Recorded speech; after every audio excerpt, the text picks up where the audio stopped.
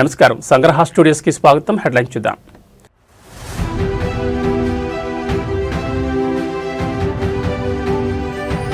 తెలంగాణ వ్యాప్తంగా మున్సిపల్ ఎన్నికల పోలింగ్, భారీ బందోబస్తు ఏర్పాటు చేసిన పోలీస్ అధికారులు.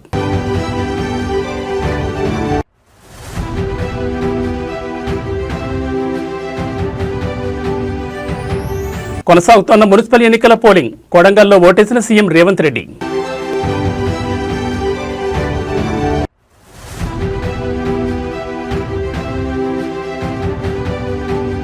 ఏపీ అసెంబ్లీ నుంచి వైసీపీ సభ్యులు వాకౌట్, అసెంబ్లీ గేట్ వద్ద జగన్ నిరసన.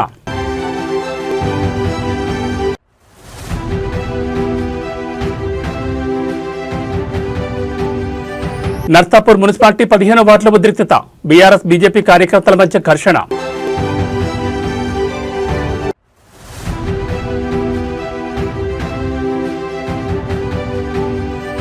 మంత్రి కందుల దుర్గేష్ కు షాక్, డైరెక్ట్ గా పేషీకి మావోయిస్టుల బెదిరింపు లేఖ.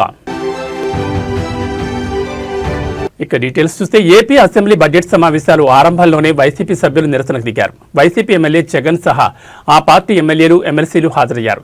గవర్నర్ అబ్దుల్ నజీర్ ఉభయ సభలను ఉద్దేశించి ప్రసంగిస్తుండగా పెద్ద ఎత్తున ప్రభుత్వ వ్యతిరేక నినాదాలు చేస్తూ అడ్డుకునేందుకు ప్రయత్నించారు. సభ హక్కులను కాపాడాలని, వైసీపీకి ప్రతిపక్ష హోదా ఇవ్వాలని ఆందోళన చేశారు. సూపర్ 6 హామీలను అమలు చేయాలని, నిరుద్యోగ భృతి ఇవ్వాలని, అదేవిధంగా మెడికల్ కాలేజీల ప్రైవేటీకరణను రద్దు చేయాలని డిమాండ్ చేశారు. తమకు ప్రతిపక్ష హోదా ఇవ్వని నేపథ్యంలో గవర్నర్ ప్రసంగాన్ని బాయ్కట్ చేసి అసెంబ్లీ నుంచి వైసీపీ సభ్యులు వాకౌట్ చేశారు. ప్రభుత్వానికి వ్యతిరేకంగా నిరసన వ్యక్తం చేశారు. అసెంబ్లీ సమావేశాలు ప్రారంభమైన కొద్దిసేపటికే జగన్ అసెంబ్లీ నుంచి వెళ్లిపోవడం గమనార్హం. కాగా సమావేశాలకు ముందు గేట్ నెంబర్ 4 వద్ద వైసీపీ ఎమ్మెల్యేలు, ఎమ్మెల్సీలు ప్లకార్డులు పట్టుకుని నిరసన తెలిపారు. అక్కడి నుంచి జగన్, ఎమ్మెల్యేలు, ఎమ్మెల్సీలు అసెంబ్లీ లోపలికి వెళ్లారు.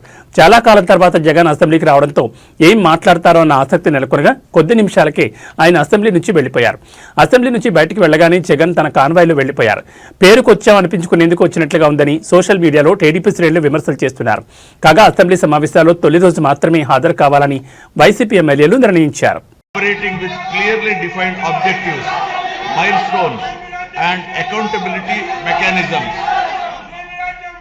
Anchored in this guiding spirit, the government has proceeded with focus and resolve. The Swarnandhra vision lays out a clear economic pathway aiming for sustained high growth to build a rupees 308 lakh crore economy with a per capita income of rupees 55 lakh by 2047. While the long-term pursuit remains firm, the government is undertaking regular interventions and mid-course corrections to stay aligned with evolving realities.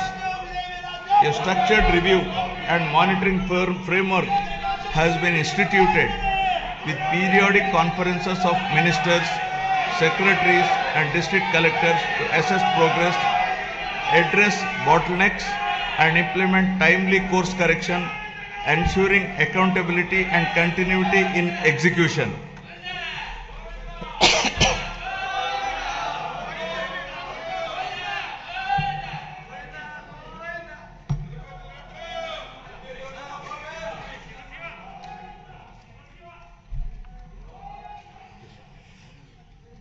Resurgence to ascendance.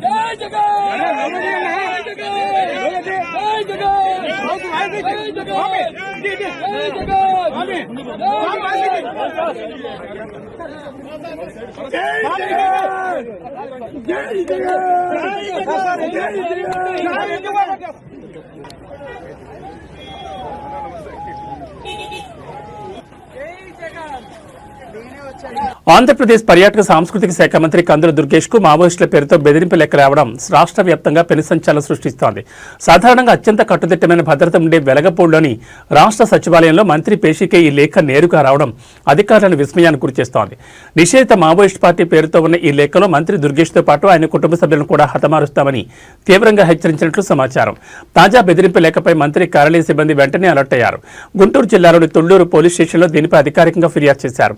రంగంలో దిగిన పోలీసులు ఈ లేఖ ఎక్కడి నుంచి post చేశారు, సచివాలయంలోకి ఇది ఎలా చేరింది అనే కోణంలో సీసీటీవీ ఫుటేజ్, పోస్టల్ రికార్డులను పరిశీలిస్తున్నారు. ఇది నిజంగానే మావోయిస్టులు పంపారా, లేక ఎవరైనా ఆకతాయిలు మంత్రిని భయపెట్టేందుకు మావోయిస్టుల పేరును వాడుకున్నారా అన్నది తేల్చేందుకు ఫోరెన్సిక్ నిఘా వర్గాలు రంగంలోకి దిగాయి. మావోయిస్టుల బెదిరింపు లేఖ నేపథ్యంలో మంత్రి కందుల దుర్గేష్ కు ప్రభుత్వం భద్రతను మరింత కట్టుదిట్టం చేసే అవకాశం ఉంది.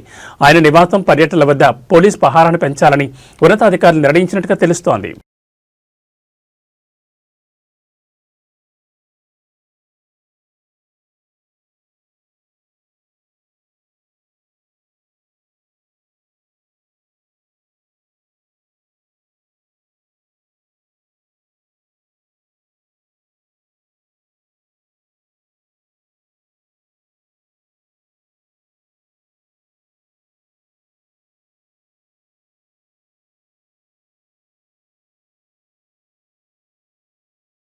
తెలంగాణ వ్యాప్తంగా మున్సిపల్ ఎన్నికల పోలింగ్ ప్రారంభమైంది. ఉదయం 7 గంటల ప్రాంతంలో పోలింగ్ మొదలైంది. రాష్ట్ర వ్యాప్తంగా 7 నగరపాలక సంస్థలు, 116 పురపాలక సంఘాల్లో పోలింగ్ జరుగుతోంది.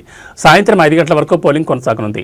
మొత్తం 52,17,413 మంది ఓటర్లు తమ ఓటు హక్కును వినియోగించుకోనున్నారు. అందులో మహిళలు 26,67,025 మంది, పురుషులు 25,49,750 మంది, ఇతరులు 638 మంది ఉన్నారు. పోలింగ్ నేపథ్యంలో బందోబస్తుపై టీజీపీ జవదర్ రెడ్డి మాట్లాడుతూ రాష్ట్ర వ్యాప్తంగా 8,188 పోలింగ్ కేంద్రాలు ఏర్పాటయ్యాయి. ప్రతి పోలింగ్ కేంద్రం లోపల, బయట సీసీ కెమెరాలు ఏర్పాటు చేశాం. వీటిని డీజీపీ కార్యాలయంలోని కమాండ్ కంట్రోల్ సెంటర్ నుంచి పర్యవేక్షిస్తాం. 1,302 అత్యంత సున్నితమైన, 1,926 సున్నితమైన పోలింగ్ కేంద్రాలను గుర్తించాం. అక్కడ స్ట్రైకింగ్ ఫోర్స్ను మోహరిస్తాం. రాష్ట్రంలోని కీలక ప్రాంతాల్లో 181 ఫ్లయింగ్ స్క్వాడ్స్, 167 స్ట్రాటజిక్ నిఘా బృందాలను రంగంలోకి దించామని తెలిపారు.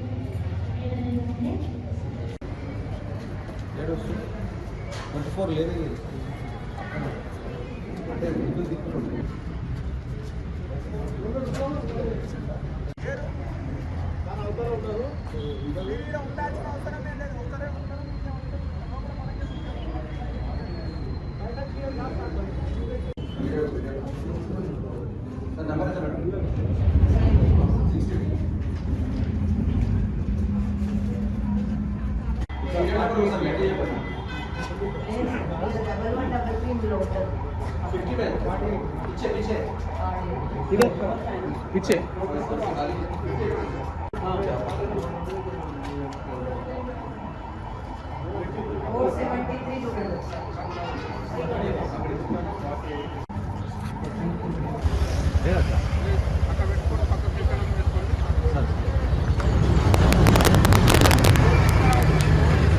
చెదురుమదురు ఘటనలు మినహా రాష్ట్ర వ్యాప్తంగా మున్సిపల్ ఎన్నికల పోలింగ్ ప్రశాంతంగా కొనసాగుతోంది. తాజాగా సీఎం రేవంత్ రెడ్డి తన సొంత నియోజకవర్గమైన కొడంగల్లో ఓటు హక్కును వినియోగించుకున్నారు. ఈ మేరకు ఆయన స్థానిక జిల్లా పరిషత్ బాలుర ఉన్నత పాఠశాలలో ఓటు వేశారు. ఈ సందర్భంగా ఆయన మీడియాతో మాట్లాడుతూ ప్రజాస్వామ్య వ్యవస్థలో ఓటు అత్యంత శక్తివంతమైన ఆయుధమని, పట్టణాల అభివృద్ధి కోసం ప్రతి ఒక్కరూ బాధ్యతగా ఓటు వేయాలని పిలుపునిచ్చారు.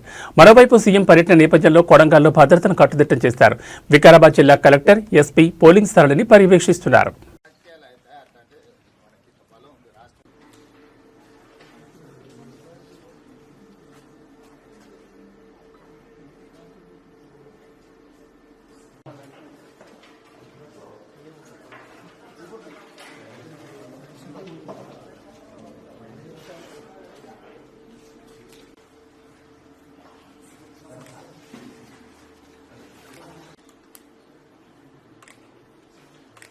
తెలంగాణ రాష్ట్ర ఉప ముఖ్యమంత్రి ఆర్థిక ప్రణాళిక విద్యుత్ శాఖ మంత్రి మల్లు భట్టి విక్రమార్క సతీమణి మల్లు నందిని కుమారుడు సూర్య విక్రమాదిత్య ఖమ్మం జిల్లా మధిర నియోజకవర్గ కేంద్రమైన మధిర మున్సిపాలిటీలో 9వ వార్డ్ ఇందిరా డైరీ పోలింగ్ కేంద్రంలో తమ ఓటు హక్కును వినియోగించుకున్నారు.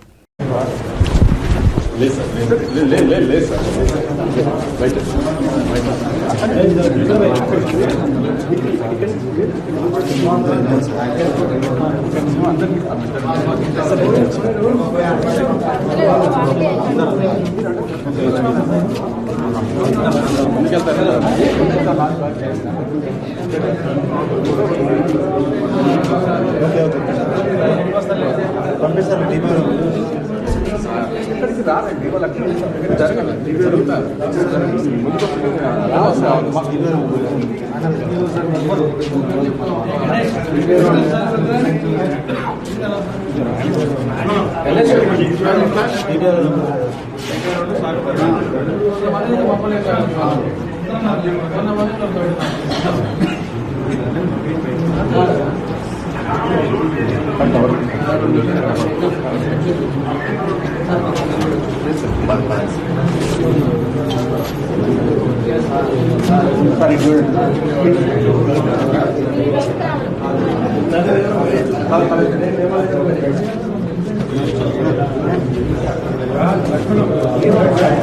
మున్సిపల్ ఎన్నికల వేళ మెదక్ జిల్లా నర్సాపూర్ పట్టణంలో తీవ్ర ఉద్రిక్తత చోటు చేసుకుంది. మున్సిపాలిటీలోని 15వ వార్డులో బీఆర్ఎస్ బీజేపీ నేతల మధ్య ఘర్షణ నెలకొంది.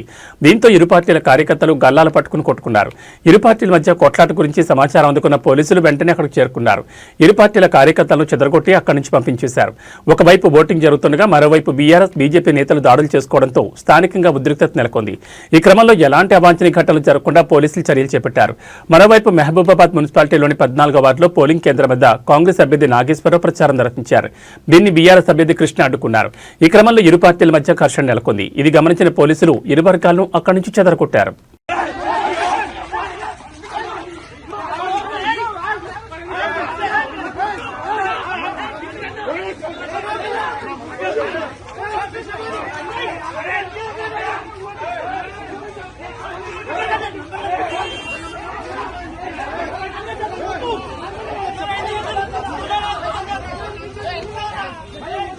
నిజామాబాద్లోని సన్ఫ్లవర్ హైస్కూల్లో టీపీసీసీ అధ్యక్షుడు మహేష్ కుమార్ గౌడ్ ఓటు హక్కును వినియోగించుకున్నారు.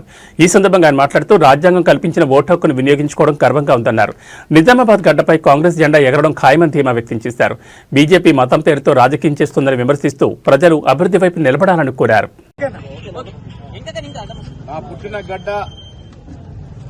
నిజామాబాద్ పట్టణంలో రాజ్యాంగం కల్పించినటువంటి అమూల్యమైనటువంటి అవకాశం ఓటు హక్కుని వినియోగించడం జరిగింది. 2.5 గంటల్లో జరిగిన ఓట్ల శాతం చూస్తే కొంచెం తక్కువగా ఉంది. నేను రాష్ట్ర ప్రజలకి ఎక్కడైతే మున్సిపల్ ఎన్నికలు జరుగుతూ ఉన్నాయో, ఏ కార్పొరేషన్ ఎన్నికలు జరుగుతూ ఉన్నాయో అక్కడ విజ్ఞప్తి చేస్తా ఉన్నాను. ఓటు హక్కు అనేది ఒక అమూల్యమైనటువంటి వరం, రాజ్యాంగం ఇచ్చినటువంటి వరం. ఆ వరాన్ని సద్వినియోగం చేసుకోవాలని, సరైన పద్ధతిలో ఓటు శాతం పెరిగితే క్వాలిటీ ఉన్నటువంటి నాయకులు ఎన్నికే అవకాశం ఉంటుంది. అందుకే నేను రాష్ట్ర ప్రజలకి, నిజామాబాద్ పట్టణ ప్రజలకు విజ్ఞప్తి చేస్తా ఉన్నాను. తక్షణమే వచ్చి మీ ఓటు హక్కును వినియోగించుకొని నాణ్యమైనటువంటి నాయకుల్ని ఎన్నుకునే విధంగా దోహదపడాల్సిందిగా నేను కోరుతా ఉన్నాను. మున్సిపల్ ఎన్నికల్లో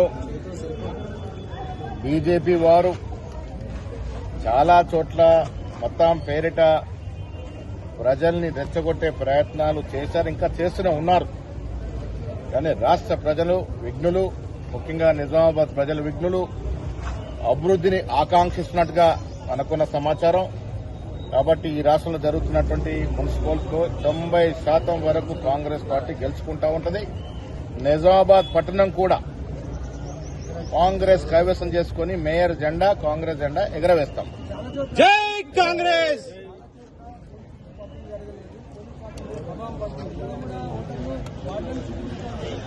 అదే ఆ ఇబ్బందులు మా దృష్టికి కూడా వచ్చాయి. ఓటర్ స్లిప్ సరిగా పంపకం జరగలేదని నేను ప్రజలు విజ్ఞప్తి చేస్తా ఉన్నా. మీరు బూత్